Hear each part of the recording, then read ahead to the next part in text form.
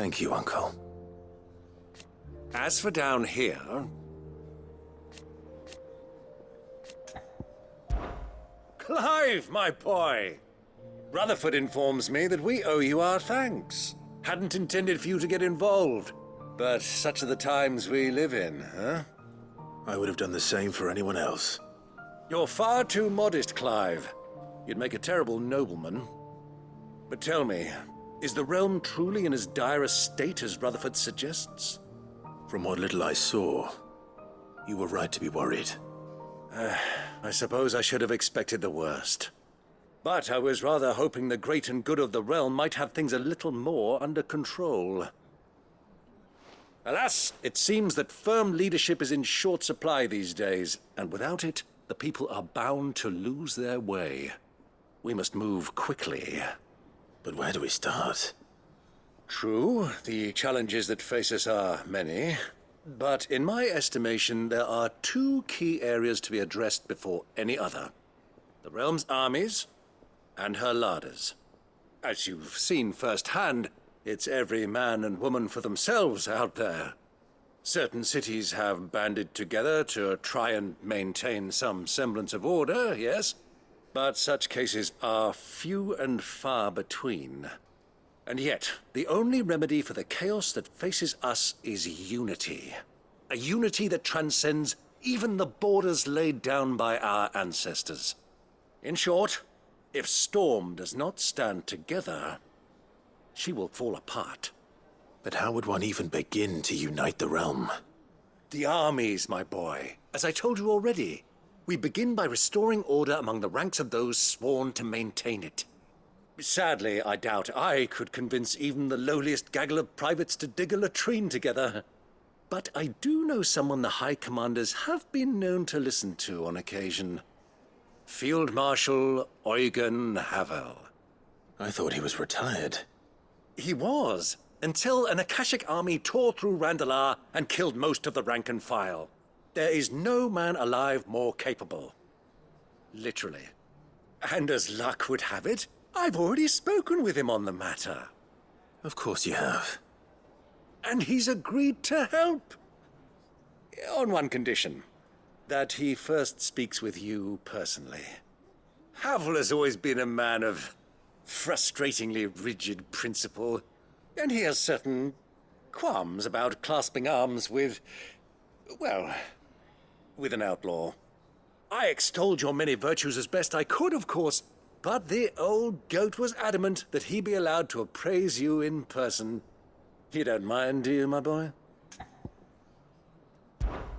Of course not. As long as chaos reigns, we will never build a better world. I'll do whatever it takes. And if the Field Marshal wishes to speak with me in person, then so be it. That's the spirit. I'll leave for Randalar at once. Would you send a Stolas? Of course. Rutherford is already in the Dalmekian capital. I'll have him tell Havel to expect you forthwith. Excellent. Thank you, Uncle. No, thank you, Clive.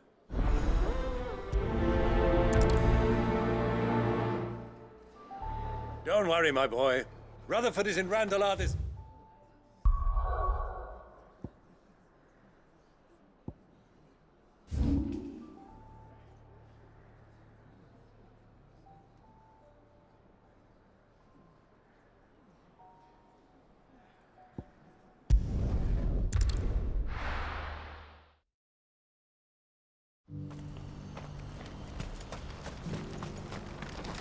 You won't find a finer array this side of the strait.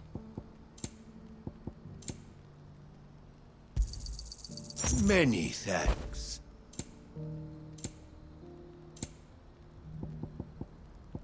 May Gilbert smile upon you.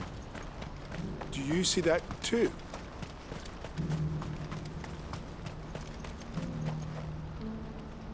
There are many variations of the Semekian legend, but almost all agree. What is it? Oh, please. Just make it stop. I'm scared. It's all right.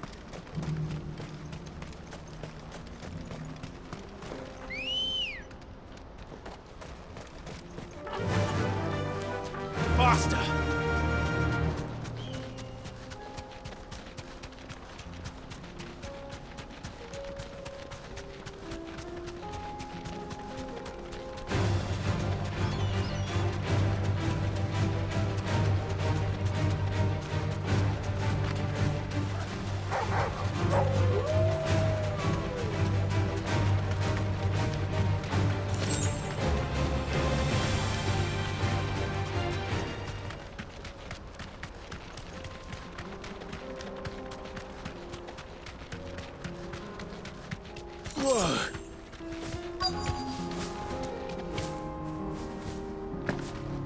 Can't be Rutherford, can it?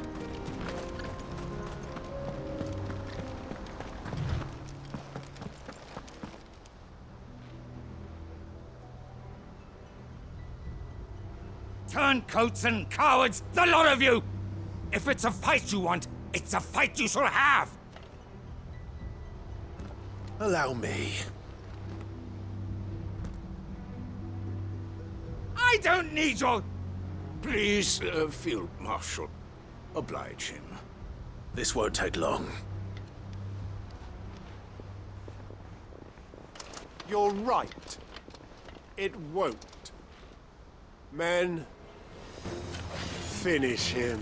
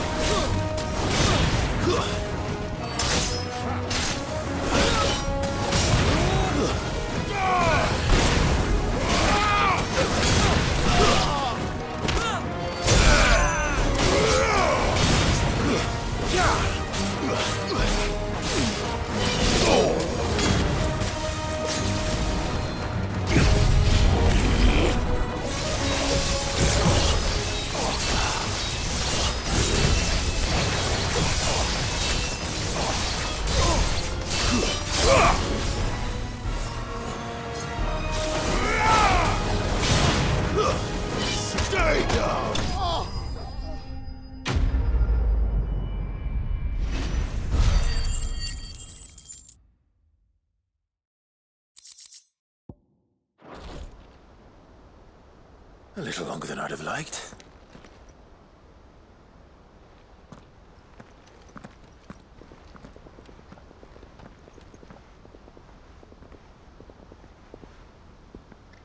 Field Marshal Havel, I presume. Are either of you injured? No, my lord.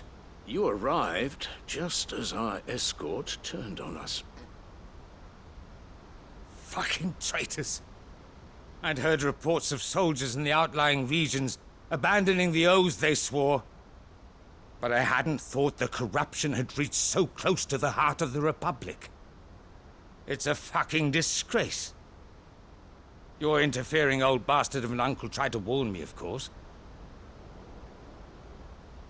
My lord Marquis. Or is Sid the Outlaw more to your liking?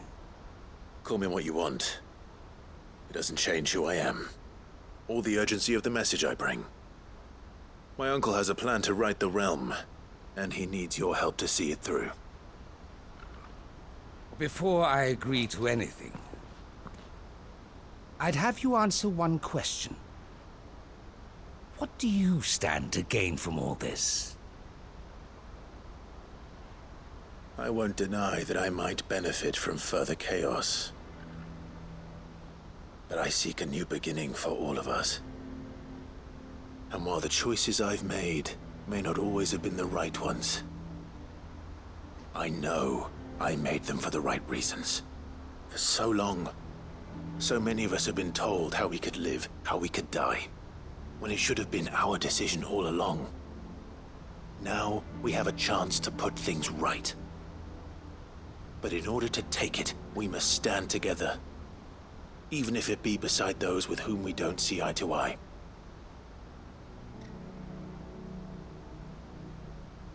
Certainly not the words I expected from an outlaw. But perhaps your uncle was right. You are no ordinary outlaw. I'll never hear the end of this. All right. I'll start by ordering my most trusted guard to bring the Dhalmekian fringes under control. Next, I'll make contact with my counterparts in the Imperial Army and see if I can't convince them to try and restore order in their own territory. Thank you, Field Marshal. But they are not the only ones we will need to convince. What do you mean? I don't doubt that I can bully some sense into a few generals, but those they answer to require a different kind of persuasion. And when it comes to honeyed words, well, we will need an envoy. One who can court even the most stubborn of statesmen. You, perhaps. I'm flattered. But I'm no diplomat either. And I have other problems to attend to. What we need is a skilled arbitrator. And I may know just the person. Is that so? And would he happen to be an outlaw too? Of a different kind, perhaps. Beggars can't be choosers. I suppose we'll all have to find a little of the outlaw in ourselves if we're to make it through this. Very well. Send your man to me right away. I shall.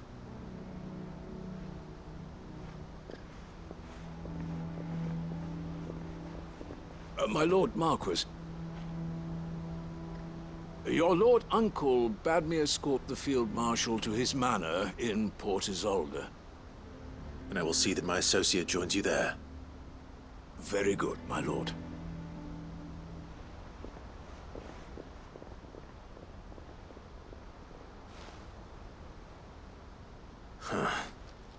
An envoy.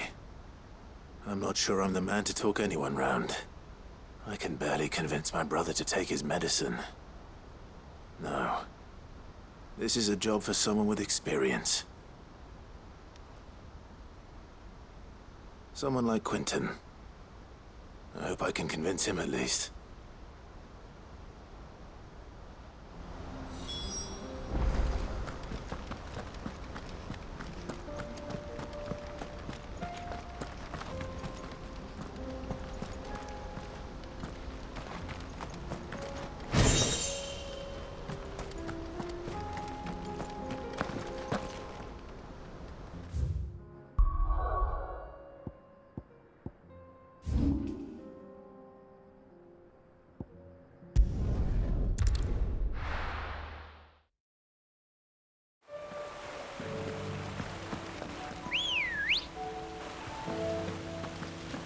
Let's go. Faster!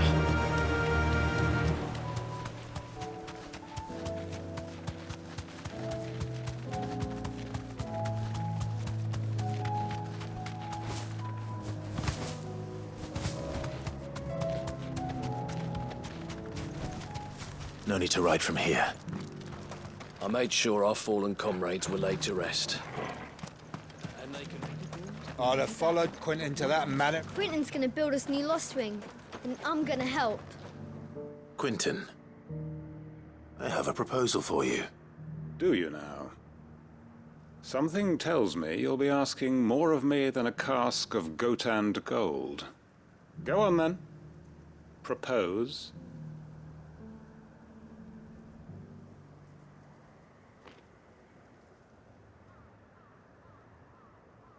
You'd have me convince the chiefs and chamberlains of the realm that they should simply swallow their pride and do the one thing that has proved impossible for thousands of years. Was there anything else? Perhaps I can fetch you a meat pie as well. I know it's a lot to ask, but I can think of none better suited to the role. And you'd have me give up what little I have left to do it. I told you, Clive. The people of Lostwing are my family, and I cannot abandon them. You'll have to find someone else. I'm sorry to hear that. So am I. And why might that be? What he's asking. How's it any different to what you've done so far? They want you to speak for those who can't speak for themselves. That's what you do best. If it's the vineyard you're worried about, we'll see that the grapes are picked and the tons filled. You know we will. It's not that. Then what is it? You said yourself we're family. Don't you trust us? You know that's not what I'm... Then what are you saying? That only we are worth saving? Why turn your back on everyone else? You convinced us we could build new lives for ourselves, and if you can do that, who's to say you couldn't convince the entire realm? A stirring argument. I fear that any rejoinder I make might fall somewhat flat by comparison. So you'll join us? Where do you need me? Field Marshal Havel will want to speak with you in person. He's currently in Port Isolde. I can arrange for a party of Cursebreakers to accompany you there. That would be very much appreciated. I hear the roads are far from safe these days.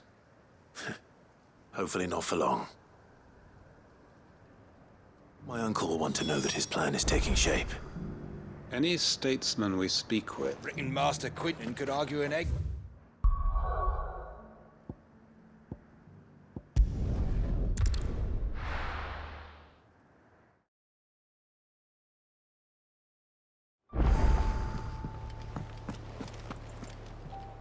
Uncle, I bring good news. The Field Marshal has agreed to your plan. Ha! Of course he has. I didn't doubt you for a moment, dear boy. Rutherford is accompanying him back to your manor in Port Isolde as we speak. They will await your return there. As will one other. One other? Who, exactly? Lord Havel was concerned that even if he could get the realm's armies to agree to an accord, he might not be as successful in convincing those with political power. He asked if I might have a solution, and I suggested a certain Imperial Lord Magistrate turned Liberator. One of your co-conspirators? Master Quinton would probably call me one of his, but yes. Another outlaw, then. Just the thing we need to put these rotten politicos in their places. Good thinking, Clive. I'm glad you approve. The more the merrier, eh? Uncle, assuming Havel and Quinton can solve our problem with the armies, you still haven't mentioned how we might manage the grain shortages. Oh, don't you worry, my boy. The 7 high houses will be seeing to that. They have all agreed to make the most generous of donations.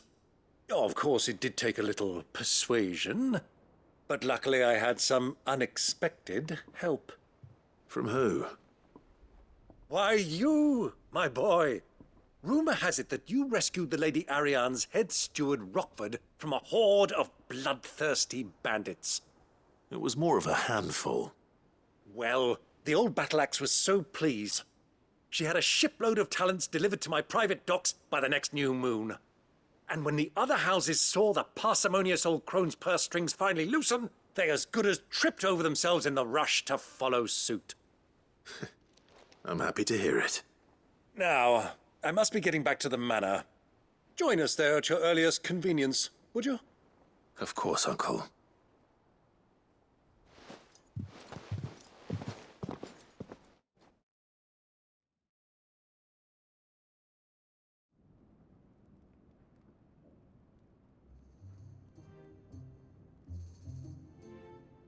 And how, pray tell, will we get that grain to the capital if the roads are still overrun with akashic? You'll find another bloody road. I only have so many men, and I'm not about to send them headlong into an ether flood. That is, unless you'd have them turn as well. Well, I'd certainly eat less. Says the man with a belly bigger than a band of curls. My soldiers actually need their rations. Without any food to keep them going, they'll be dead even before you've sent them on your fool's errand. If I may, gentlemen, perhaps I might suggest an alternative approach. Though supply routes are indeed disrupted, there is no shortage of ships. Indeed, they bob away in every bay from here to Randalar, awaiting a safe haven. Allow them to make port and fill their bellies full of grain. And once those who crowd the cities are fed, ferry the displaced back to the countryside to work the fallow fields. But I'm sure that you wish to continue your discussion. Forgive the interruption. Two such firm friends as yourselves need no help from the likes of me. Rutherford spoke fondly of the great bond between you. Us? Friends? I can't stand the man! Clive, I'm beginning to question the quality of the company you keep. And what kind of company were you expecting him to keep? The man's a criminal! Criminal? How dare you? You are not fit to breathe the same air as this fine, upstanding young gentleman. Upstanding? He calls himself Sid the Bloody Outlaw! Once more onto the breach.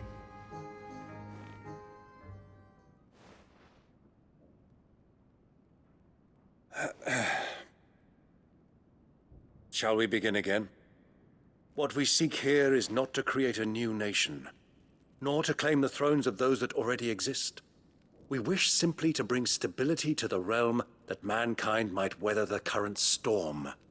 And to do that, we must convince those in power, the generals, the statesmen, the nobles, that our cause is just. There will be disagreements, yes, and I imagine some resistance, much resistance. But we cannot let that deter us. If we show them the path, show them that we walk it ourselves, then I am confident they will follow. The fate of the world lies in my nephew's hands, but the well-being of her people lies in ours. And we must not squander the chance that Clive has given us. Uncle Byron, Now, with that settled, let's move on to the signing of the Accord. For what great moment in history hasn't been accompanied by a little ceremony?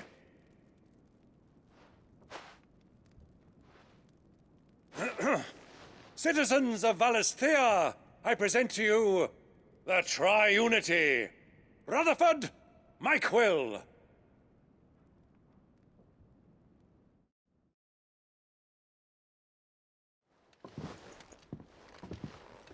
Well, my boy, the stage is set. that it is. This is the role you were born for. Now I ask only that you trust in the talents of your supporting cast. We shall play our parts to the best of our abilities, that you might have the opportunity to shine. The realm needs its Sir Crandall, and there is no better Crandall than you, Clive.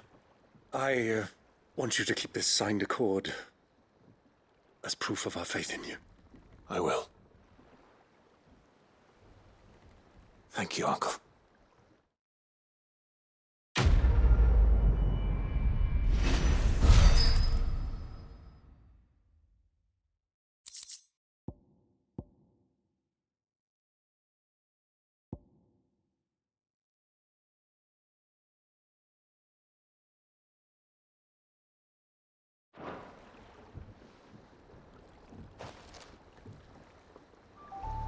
Sorry.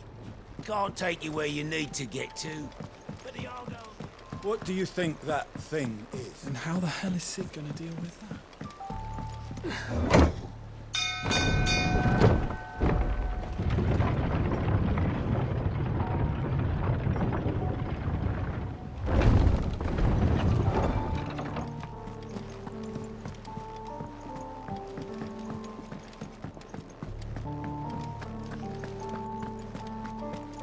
While I admit I had my doubts at first, your man Quentin...